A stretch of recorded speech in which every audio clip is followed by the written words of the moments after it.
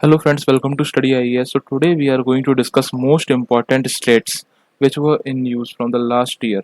So it becomes most important with respect to your UPSC prelims and other government exams. आपने काफ़ी बार देखा होगा कि जो स्टेट्स हैं डायरेक्टली क्वेश्चन पूछ लिया जाता है कि ये स्टेट किस किस सी या ओशियन के बीच में है, साथ ही साथ कौन सा लैंड मास इसके सराउंड करता है।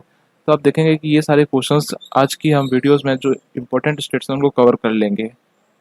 So before starting, go to our channel, subscribe to the Study IAS to get latest video notification of our videos. Right? So let us start. What is a state? सबसे पहले तो हमको जानने की जरूरत है कि क्या स्टेट क्या होता है। तो आप जिस तरीके की फोटो यहाँ पर है आप देखेंगे कि state is nothing but it is a narrow passage. It is a narrow passage. ये आपको पैसेज मिल रहा है ना, मान लीजिए आपको यहाँ से यहाँ ए पोजीशन से बी पोजीशन पर जाना है तो आपको कोई पैसेज तो चाहिए ही होगा। तो strait is nothing but it is a narrow passage that connects two seas और लार्ज एरिया ऑफ वाटर। ठीक है, यहाँ पर यह वाला जो ए एरिया है ये एक सी हो सकता है या फिर एक ओशियन हो सकता है, एक पर्टिकुलर वाटर वाटर बॉडी हो सकती है। राइट, ऐसे ही बी वाला, तो किसी भी दो ऐसी वाटर बॉडीज को कनेक्ट करने वाला जो नैरो पैसेज होता है उसको ही हम स्ट्रेट बोलते हैं।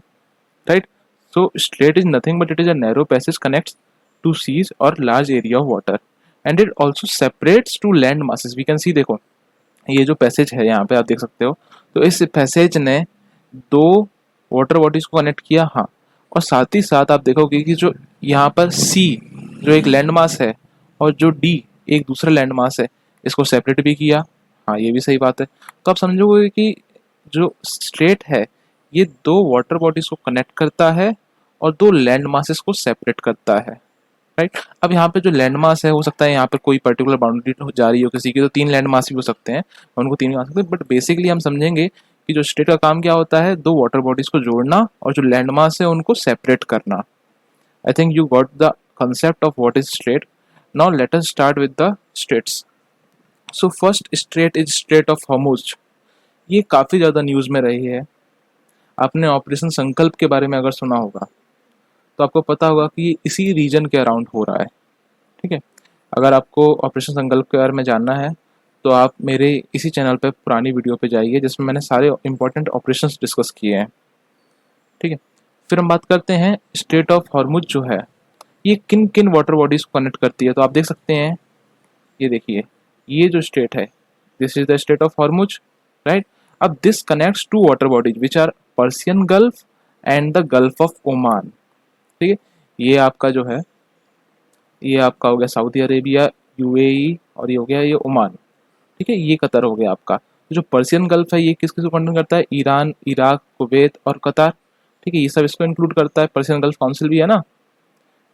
तो ये वाला जो एरिया है इस वाटर बॉडीज को, और गल्फ ऑफ ओमान जो है इसको ये कनेक्ट करता है स्ट्रेट ऑफ हॉर्मुज।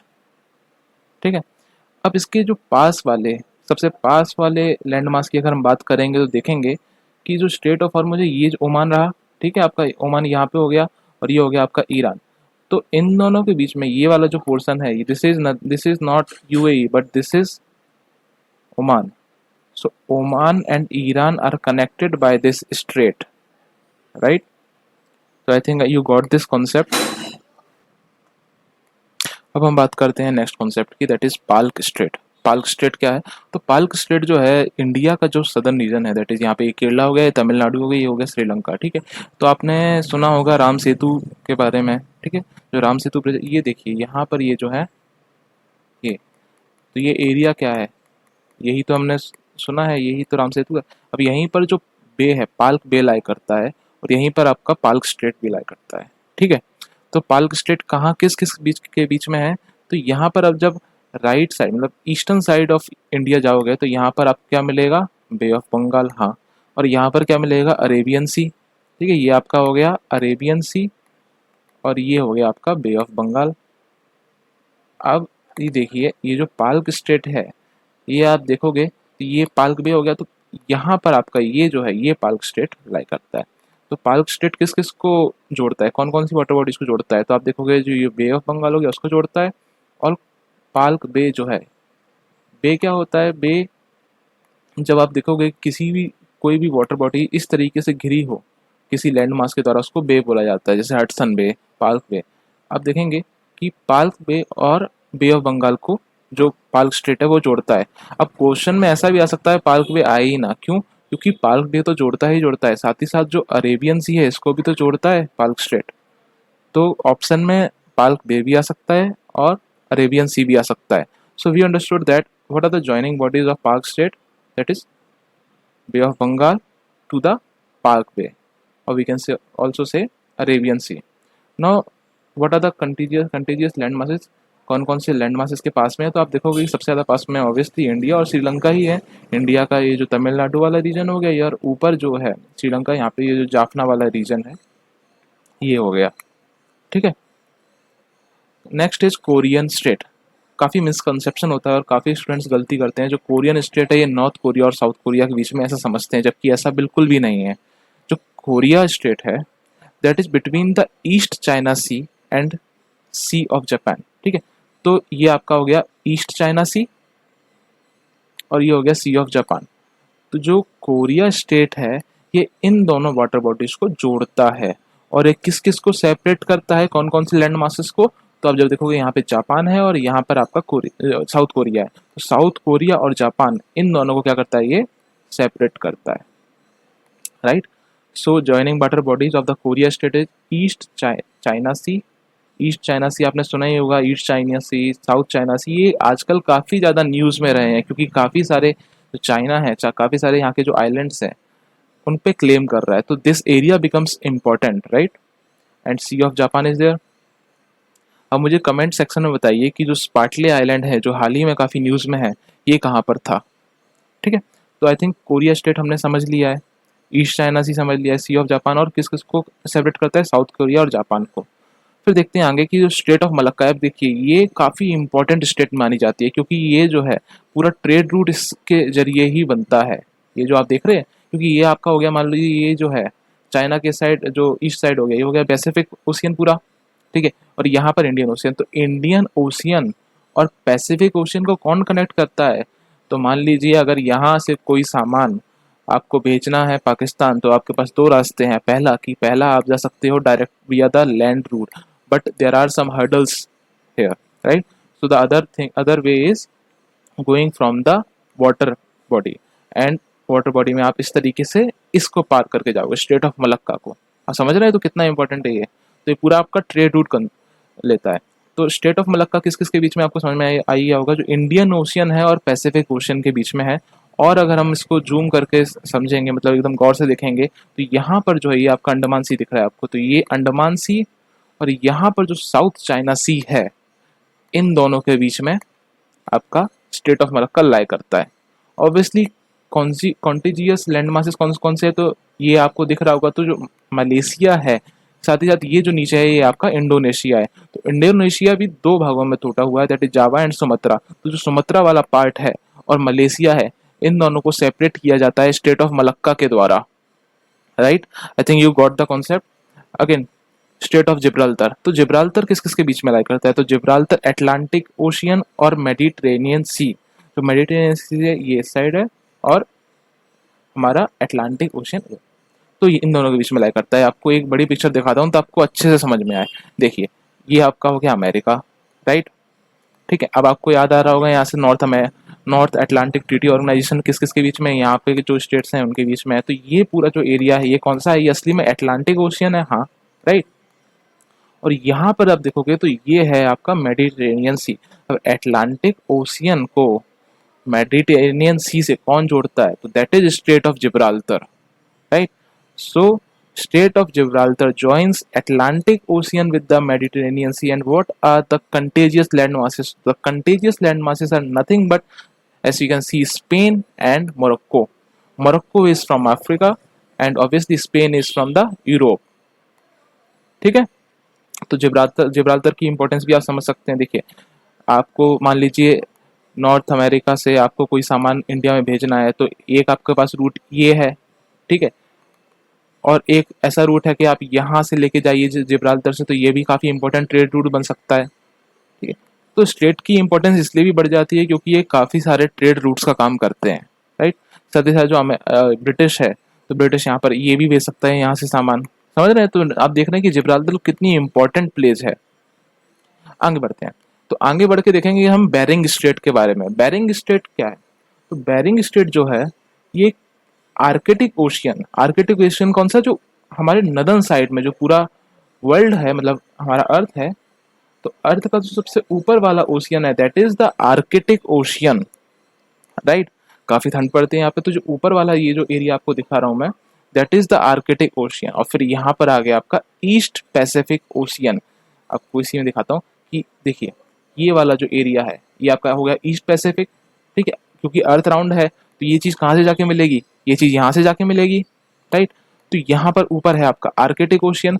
तो जो आर्कटिक ओशियन है और आपका जो ईस्ट पैसिफिक ओशियन है, इसको कौन जोड़ता है? तो the answer is Bering sea, right, ठीक है, बेरिंग सी, ठीक है। तो आपको बेरिंग स्ट्रेट समझ में आ गया होगा। फिर हम बात करते हैं कंटेजियस लैंड मासेस कौन कौन से हैं। तो आप देखेंगे कि जो कंटेजियस मासेस है they are nothing but they are Asia, okay. so this is Asia and this is America and they are separated by the Bering Strait। यहाँ पर आपको ये लाइन भी दिख रही होगी, है ना, ये जो लाइन नहीं है, तो this is Russia that is coming as a part of Asia and United States of America। तो यहाँ पर ये सेपरेट करता है जो नॉर्थ अमेरिका और एशिया को। तो Bering strait is clear. Now we will talk about Bab el Mandeb, ठीक है, बाब एल मंदब बोलते हैं इसे। तो ये जो है ये रेड सी और गल्फ ऑफ आदेन जो है आपका, ये आपका नदन अफ्रीका हो गया, ये सोमालिया होगा जिसको आप हॉर्न ऑफ अफ्रीका भी बोलते हैं। तो इसके ऊपर आपको मिलता है गल्फ ऑफ आदेन, ठीक है। गल्फ ऑफ आदेन जो है ये यमन हो गया और सोमालिया, इन दोनों के बीच में मिलता है आपको। और यहाँ पे आपका आता है रेड सी। ये रेड सी भी काफ़ी इंपॉर्टेंट है, ठीक है। तो आप देखोगे कि जो रेड सी है और गल्फ ऑफ आदेन है, इन दोनों वाटर बॉडीज को जोड़ता है कौन? स्ट्रेट ऑफ बाब एल मंदब, ठीक है। और ये किस किस को सेपरेट करेगा? तो यहाँ पे आपको दिख रहा होगा ये जिबूती हो गया। जिबूती किस लिए इम्पोर्टेंट है? क्योंकि जो चाइना है उसने यहाँ पर अपना पोर्ट डेवलप कर रहा है। चाइना एक तरीके से जो उसकी बेल्ट एंड रोड इनिशिएटिव है उसमें जिबूती इज अ पार्ट, ठीक है। So this is also important. So you see trade के रिस्पेक्ट में स्टेट्स का कितना इंपॉर्टेंस है, एंड इसीलिए ये जो हमारा यूपीएससी की प्रिपरेशन है स्टेट्स काफ़ी इंपॉर्टेंट हो जाते हैं। तो रेड सी और गल्फ ऑफ आदेन को जोड़ता है, साथ ही साथ जिबूती और येमेन को अलग अलग करता है, जो कि इसके कंटेजियस लैंड मासेस, जो इसके पास वाले लैंड मासेस हैं, ठीक है। यहाँ पर एरित्रिया जो है ये भी टच करता है। तो अगर ऑप्शन में आ जाए तो एरित्रिया भी सही ऑप्शन रहेगा, गलत नहीं रहेगा, but Djibouti is the most है, राइट।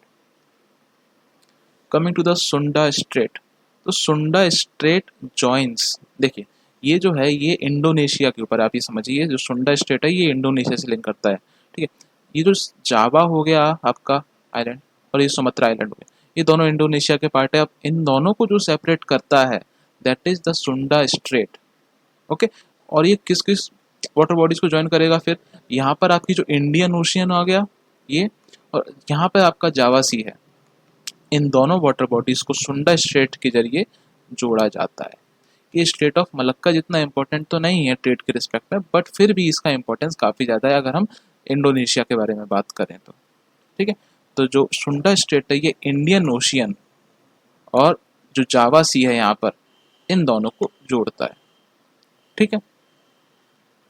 फिर हम बात करते हैं डेविस स्ट्रेट की। तो जो डेविस स्ट्रेट है ये आपका आ जाएगा यूएसए हो गया, ठीक है, ये आपका यूएसए हो गया। और यहाँ पर ये है आपका ग्रीनलैंड, ठीक है, ये है बैफिन बे। यहाँ पर आपको देखने को मिलता है डाविस स्ट्रेट। तो डाविस स्ट्रेट आप देखोगे कि बैफिन बे जो है, ठीक है, नदर्न अमेरिका का जो ये वाला एरिया है that is northern side, north eastern side. तो यहाँ पर जो बैफिन बे है, क्योंकि यहाँ पे बैफिन आइलैंड है तो इसको नाम पड़ गया बैफिन बे। तो जो बैफिन बे है और लैब्राडोर सी है, ठीक है, लैब्राडोर करंट बहती है ना यहाँ से, काफ़ी इंपॉर्टेंट लैब्राडोर करंट है। तो बैफिन बे और लैब्राडोर सी को कनेक्ट करता है डेविस स्ट्रेट, ठीक है। किस किस लैंड मासेस को सेपरेट करेगा? तो यहाँ पे जो ग्रीनलैंड हो गया और ये जो बैफिन आइलैंड हो गया, इन दोनों को सेपरेट करेगा ऑब्वियसली। तो आपको याद रखना है कि डेविस स्ट्रेट कौन कौन से वाटर बॉडीज को ज्वाइन करता है, that is Baffin bay and Labrador sea, and which are the separated or the contiguous land masses of the Davis Strait that are Greenland and the Baffin Island, राइट। Coming to the another, so यहाँ पर Hudson Bay है, जैसे Baffin बे है, यहाँ पर Hudson Bay. तो Hudson Bay जो आप देखोगे, तो हडसन बे से जो रूट है लेब्राडोर सी का, ये आपका आ जाता है, यहाँ पे बीच में जाता है आपका हडसन स्ट्रेट। तो ये हडसन स्ट्रेट आपको दिख रहा होगा यहाँ पर, ये जो हडसन स्ट्रेट बना हुआ है, तो ये हडसन बे और लेब्राडोर को जोड़ता है सेम तरीके, जिस तरीके से डेविस स्ट्रेट जोड़ता है बैफिन को लेब्राडोर से। अब यहाँ पर जो कंटेजियस लैंड मासेस हैं आपका, एक तो आपको क्लियर ही हो गया होगा, दैट इज ये आपका बैफिन आइलैंड को ये भी सेपरेट कर रहा है, पूरा बैफिन आइलैंड है ना।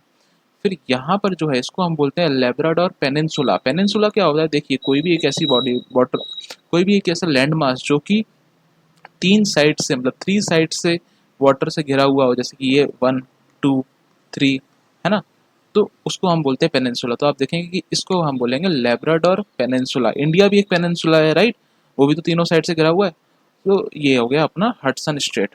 तो आपको याद रखना है हडसन स्ट्रेट हडसन बे और लेब्राडोर सी के को जोड़ता है, और पास वाले लैंड मासेस कौन कौन से हैं, Baffin island and Labrador peninsula.